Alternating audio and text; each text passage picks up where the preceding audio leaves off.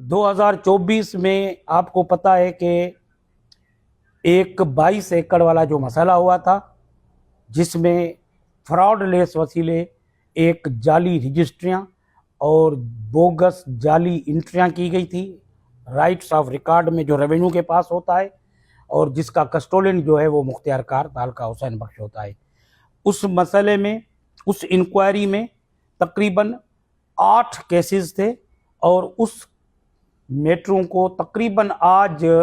मेरे ख्याल में 1 साल का टाइम पीरियड गुजर चुका है। उसमें सिर्फ एक मसला जो 22 एकड़ वाला था उसको हल किया गया, मगर दूसरे जितने भी मसाइल थे, जैसे सब्जी मंडी में 5 दुकानें, इकबाल टाउन में 5 प्लाट थे, सब्जी मंडी के सामने एक प्लाट शगफ्तों का था, इसके अलावा 5 एकड़ दुर मोहम्मद बलोच की ज़मीन, जो इसी तरीके से जालसाजी इन रेवेन्यू अमलदार और जिसको हम मुआशी दहशतगर्द कहते हैं, इन लोगों ने राइट ऑफ रिकॉर्ड्स जो इनके पास एक अवाम की अमानत होती है, उस अमानत में इन लोगों ने खयानत की थी। इन लोगों ने पूरी सिंध में एक ग्रुप बनाया हुआ है जो सरगर्म अमल है